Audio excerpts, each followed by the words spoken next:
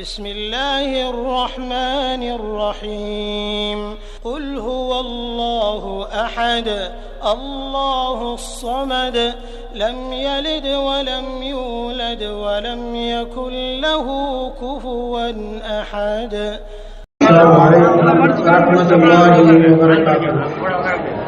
إن الحمد لله نحمده ونستعينه ونستغفره ونؤمن به ونتوكل عليه ونعوذ بالله من شرور أنفسنا ومن سيئات أعمالنا من يهده الله فلا مضل له ومن يضلل فلا هادي له وأشهد أن لا إله إلا الله وأشهد أن محمدا عبده ورسوله أما بعد فقد قال الله تعالى في القرآن العظيم أعوذ بالله من الشيطان الرجيم بسم الله الرحمن الرحيم يا أيها الناس اعبدوا ربكم الذي خلقكم من نفس واحدة وخلق منها زوجها وبث منهما رجالا كثيرا ونساء واتقوا الله الذي تساءلون به والأرحام إن الله كان عليكم رقيبا يا أيها الذين آمنوا اتقوا الله حق تقاته ولا تموتن إلا وأنتم مسلمون يا أيها الذين آمنوا اتقوا الله وقولوا قولا سديدا يصلح لكم أعمالكم ويغفر لكم ذنوبكم ومن يطع الله ورسوله فقد فاز فوزا عظيما. அளவற்ற அருளாளரும் நிகரற்ற அன்புடையுமாகிய எல்லாம் வல்ல ஏக இறைவனின் இனிய திருநாமத்தால் இந்த திருமண உரையை ஆரம்பம் செய்கிறது. எல்லாம் வல்ல ஏக இறைவனால் அனுப்பப்பட்ட நபிகள் நாயகம் ஸல்லல்லாஹு அலைஹி வஸல்லம் அவர்களின் அன்னாரை பின்பற்றிய உத்தம சத்திய சஹாபாக்கள், தாபீன்கள், தபஅ தாபீன்கள், குறிப்பாக சமுதாயத்தில் உள்ள அனைவர்கள் மீதும் இந்த திருமணத்திற்கு வந்திருக்கக்கூடிய நம் அனைவர்கள் மீதும் அந்த ஏக இறைவனின் சாந்தியும் சமாதானமும் என்றென்றும் தொடரட்டும். கண்ணியத்திற்குரிய எல்லாம் வல்ல அல்லாஹ்வின் நல்லடியார்களே, எல்லாம் வல்ல அல்லாஹ்வின் பேரருளால் இந்த உலகில் நாம் மனித சமுதாயமாக படைக்கப்பட்டு இந்த மனித சமூகம் நேர்வழி பெற வேண்டும் என்பதற்காக இந்த மனிதர்கள் அனைவர்களுமே படைத்த இறைவனை அறிந்து கொள்ள வேண்டும், படைத்தவனுடைய கடமைகளை புரிந்து கொள்ள வேண்டும், படைத்தவனுக்கு கட்டுப்பட்ட ஒரு வாழ்க்கையை அமைத்துக் கொள்ள வேண்டும் என்பதற்காகத்தான் அல்லாஹ் சுப்ஹானஹு வ தஆலா தூய்மையான இந்த இஸ்லாமிய மார்க்கத்தை மனித சமூகத்திற்கு வழிகாட்டுவதற்காக இறைவன் வழங்கியிருக்கின்றார். இஸ்லாம் என்பது உலகில் வாழக்கூடிய எல்லா மக்களுக்கும் வழிகாட்டக்கூடிய ஒரு மார்க்கம். இந்த மார்க்கத்தின் அடிப்படையாக இருக்கக்கூடியது திருமறை குர்ஆன். இந்த திருமறை குர்ஆன் உலகில் வாழக்கூடிய எல்லா மக்களுக்கும் நேர்வழி காட்டுவதற்காகத்தான் இறைவன் வழங்கியிருக்கின்றார்.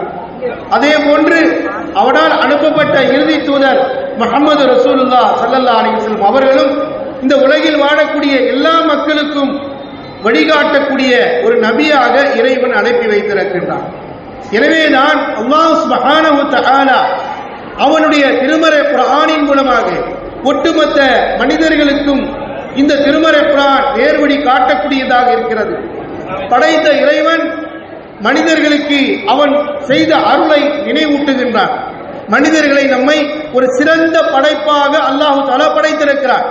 அந்த படைத்த இறைவன் மனிதர்களுடைய படைப்பு எவ்வாறு உருவாக்கப்பட்டது என்று தெளிவாக குர்ஆனிலே சொல்லி காட்டுகிறான். சூரத்துன் நஹல் 16வது சூராவினுடைய 78வது வசனத்திலே அல்லாஹ் சொல்றான், வல்லாஹு அக்ரஜக்கும் மின் புத்தூனி உம்மஹாத்திக்கும் லா தஅலமூன ஷைஆ வஜஅல லக்குமுஸ் ஸம்அ வல் அப்சார வல் அஃஇதா லஅல்லக்கும் தஷ்குரூன். அல்லாஹ் தான் உங்களை தாயினுடைய வயிற்றிலிருந்து வெளியாக்கினான். ஆனால் அந்த நேரத்தில் நீங்கள் ஒன்றுமே அறியாதவர்களாக இருந்தீர்கள். கேட்கக்கூடிய செவி புலனை கொடுத்தான், பார்க்கக்கூடிய பார்வையை கொடுத்தான், உணரக்கூடிய உள்ளங்களை கொடுத்தான். ஏன்? லஅல்லக்கும் தஷ்குரூன், நீங்கள் இறைவனுக்கு நன்றி செலுத்த வேண்டும் என்பதற்காகத்தான். அப்ப இவ்வளவு பெரிய அற்புதமான ஒரு படைப்பாக நம்மளை இறைவன் படைத்திருக்கிறான். எதற்காக?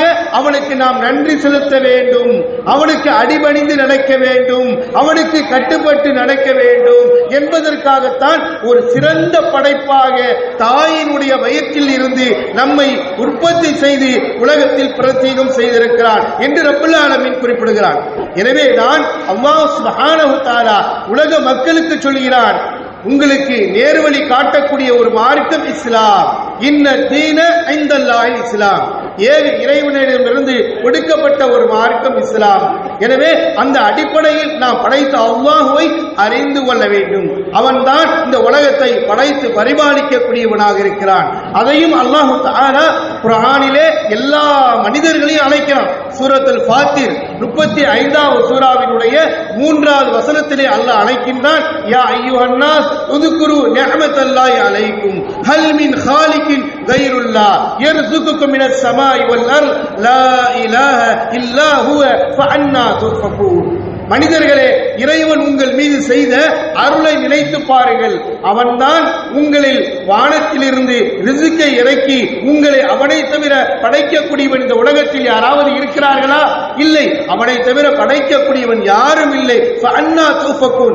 படைத்த இறைவன் ஒருவன் தான் என்று நீங்கள் அறிந்து கொண்டு அவனை விட்டுவிட்டு எங்கே செல்கிறீர்கள் என்று அல்லாஹ் கேட்கின்றான். மனிதர்களே, உங்களை படைக்கக்கூடியவன் அவன் ஒருவன் தான், வானத்திலிருந்து ரிஸ்கை கொடுக்கக்கூடியவன் அவன் தான். எனவே அவனை விட்டுவிட்டு வேறொரு இறைவனை நீங்கள் எப்படி எடுத்துக் கொள்கிறீர்கள் என்று கேட்கின்றான். அப்ப உலகத்தை படைக்கக்கூடிய அல்லாஹ் ஒருவன் தான். மேலும் பல அருள் கொடைகளை கூறுகின்றான்.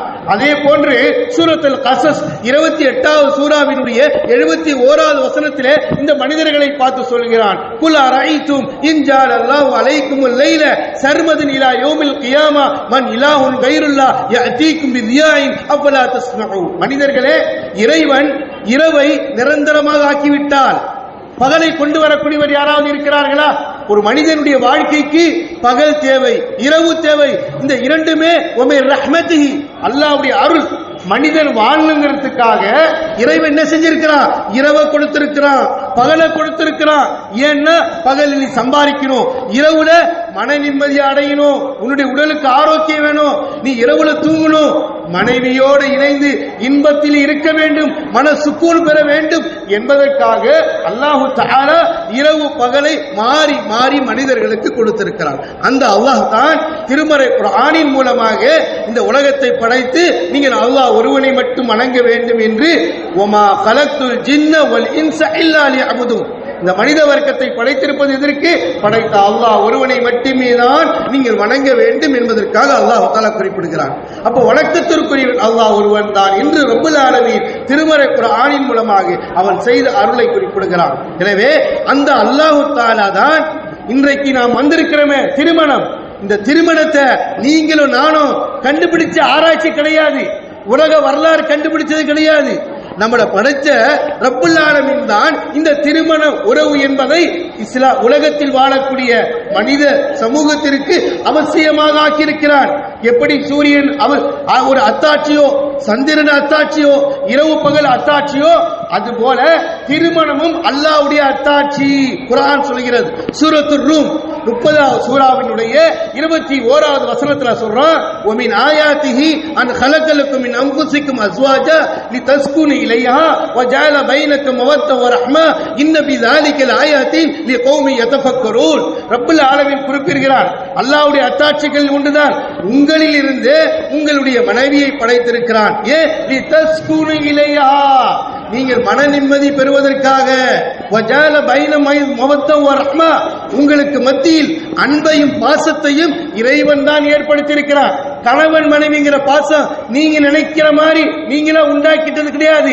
அந்த உணர்வை, அந்த ஆசைய, அந்த இன்பத்தை, அந்த பாசத்தை, அந்த தியாகத்தை கணவன் தியாகம் செய்யணும், மனைவி தியாகம் செய்யணும், ரெண்டு பேர் ஒன்றா இருக்கணும், அன்பா இருக்கணும், பாசமா இருக்கணும், பிளவு ஏற்படுத்தக்கூடாது, மன கசப்பை உண்டாக்க கூடாது என்ற ஒரு உணர்வை அல்லாஹ் தான், நம்மளை படைத்தவன் தான் இந்த திருமண பந்தத்தில் எங்கே இருந்து வரக்கூடிய ஒரு மணமகன், எங்கே இருந்து வரக்கூடிய ஒரு மணமகள், இருவருக்கு மத்தியில அல்லாஹ் தான் ஏற்பாடு செய்திருக்கிறார்.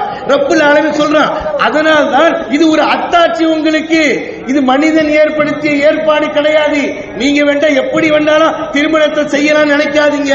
திருமணத்தை செய்யணும்னாலும் ரப்பு எப்படி சொல்லி கொடுத்திருக்கிறானோ அப்படிதான் செய்யணும். ஏன்னா கணவன் மனைவிக்கு மத்தியில் ஏற்படுத்துகிற இந்த பாசம், இந்த அன்பு, இந்த அரவணைப்பு, ஒருவருக்குள் இணைந்து ஒரு குடும்ப வாழ்க்கையை துவக்குவது அல்லாஹ்வுடைய அத்தாட்சிகளில் ஒன்று. அந்த ஆயத்தை முடிக்கும் போது அல்லாஹ் சொல்றான், சிந்திக்கிற சமுதாயத்திற்கு, கவனிக்கிற மக்களுக்கு இதில் அழகிய படிப்பினை இருக்கிறது. அப்ப கணவன் மனைவிக்கு மத்தியில் இந்த உறவை இறைவன் தான் ஏற்பாடு செய்து கொடுத்திருக்கிறான். எவ்வளவு பெரிய அற்புதமான ஒரு படைப்பு பாருங்க. அல்லாஹ் ரப்பல் ஆலமீன் கணவன் மனைவிக்கு மத்தியில் ஒரு இணைப்பையும் பாசத்தையும் ஏற்பாடு செய்து இறைவன் தான் கொடுத்திருக்கிறான் என்றால், அந்த இறைவன் தான் திருமணம் என்ற உடனே நீங்கள் அந்த திருமணத்தை எப்படி செய்ய வேண்டும், ஒரு மணமகன் என்ன செய்ய வேண்டும், ஒரு மணமகள் என்ன செய்ய வேண்டும் என்பதை நமக்கு இஸ்லாம் அழகாக எடுத்துரைக்கிறது. உலகத்திலேயே இஸ்லாம் திருமணத்தை மிக எளிமையாக ஆக்கியிருக்கிறது. எந்த ஒரு சிரமத்தை கொடுக்கல, இதுக்காக கஷ்டப்படணும் துயரப்படணுங்கிறதுல அழகான வழிமுறையை பெற்றுக் கொடுக்கிறது.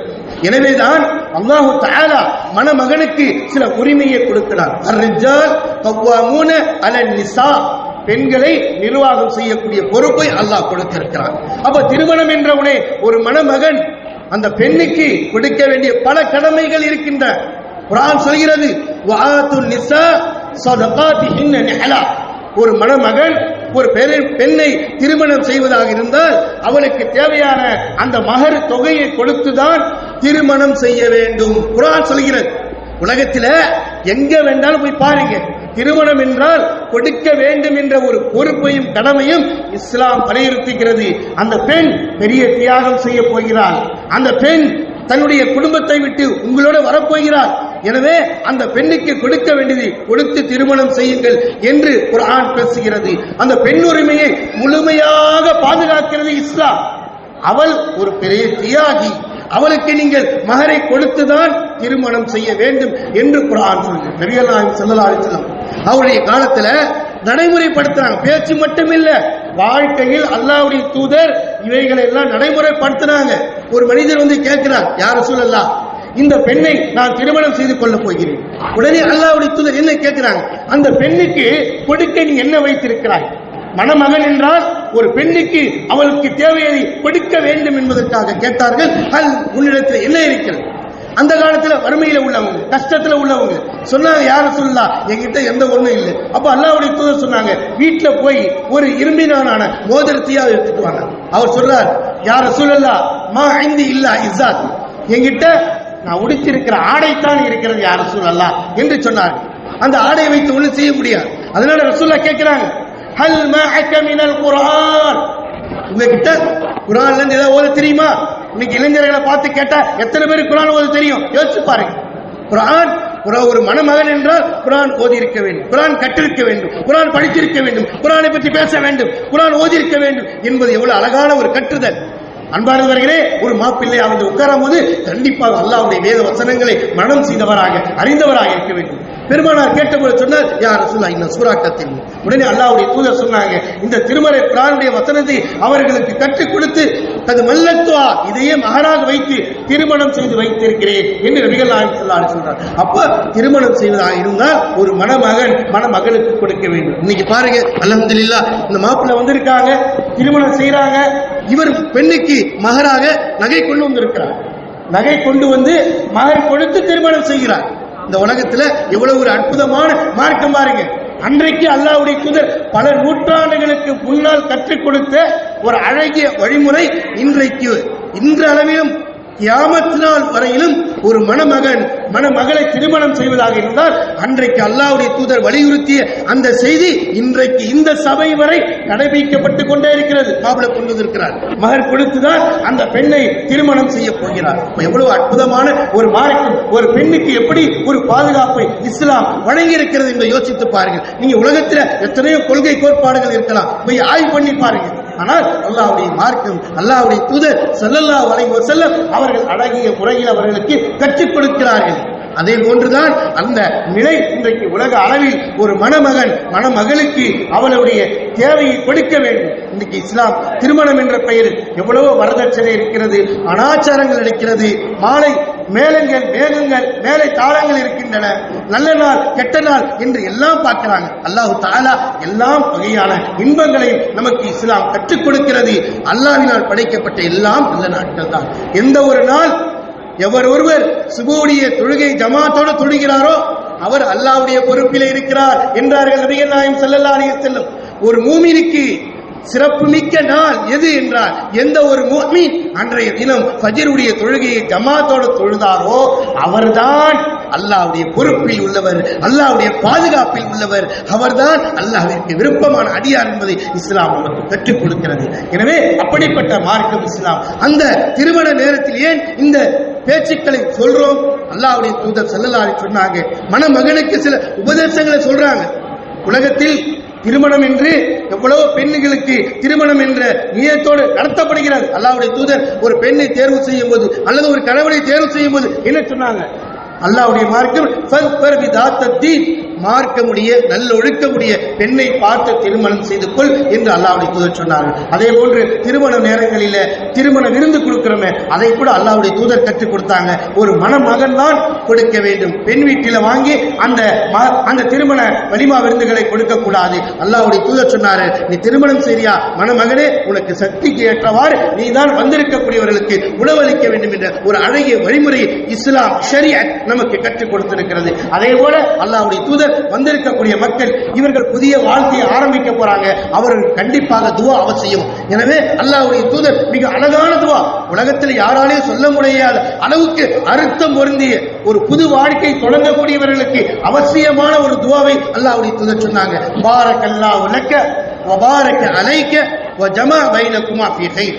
அல்லாஹ் உங்களுக்கு அகத்திலும் புறத்திலும் அபிவிருத்தி செய்வானாக, உங்கள் இருவரையும் நல்ல விஷயத்திலே ஒன்று இணைப்பானாக என்று இந்த உலகத்திற்கு அருள்படையாக அனுப்பப்பட்ட ரசூலுல்லாஹ் ஸல்லல்லாஹு அலைஹி வஸல்லம் அவர்கள் இந்த மணமகள் மக்களுடைய ஹக்கிலே புதிய வாழ்க்கை தொடங்கக்கூடியவர்களுக்கு பரக்கத் மிகப்பெரிய அவசியம். அதனால்தான் பரக்கத்துங்கிற வார்த்தையை அல்லாஹ்வுடைய தூதர் கொடுத்தாங்க. பரக்கத்துங்கிற வார்த்தை மிக ஆழமான அர்த்தம் கொண்டது. அதனால்தான் புதிய வாழ்க்கை ஆரம்பிக்கக்கூடியவர்களுக்கு யா அல்லாஹ் இவர்களுக்கு அகத்திலும் புறத்திலும் அபிவிருத்தி செய், இவர்கள் இருவரையும் நல்ல விஷயத்தில் ஒன்று சேர்க்கிறார்களா. அல்லாஹ்வுடைய தூதர் இந்த உலகத்திற்கு கவலைப்பட்டு இந்த உம்மத்திற்கு திருமணம் செய்யக்கூடிய மணமக்களுடைய ஹக்கிலே துஆ செய்வதற்கு கற்றுக் கொடுத்தார்கள் அல்லவா. அந்த தூதருடைய வார்த்தையை கூறி இந்த மக்களுடைய ஹக்கிலே நாம் துஆ செய்ய வேண்டும். அல்லாஹ் சுப்ஹானஹு வ தஆலா நம் அனைவர்களையும் நபி ஸல்லல்லாஹு அலைஹி வஸல்லம் அவர்கள் கூறிய அந்த திருமண வாழ்க்கையை கூறி நம்முடைய திருமண அந்த மணமக்களுடைய ஹக்கிலே துஆ செய்யக்கூடிய நசீபை அல்லாஹ் நம் அனைவருக்கும் தந்து அருள் புரிவானாக. ஆமீன். வாஹிர் தஅவானா அல்ஹம்துலில்லாஹி ரப்பில் ஆலமீன். அஸ்ஸலாமு அலைக்கும் வ ரஹ்மத்துல்லாஹி வ பரகாத்துஹு.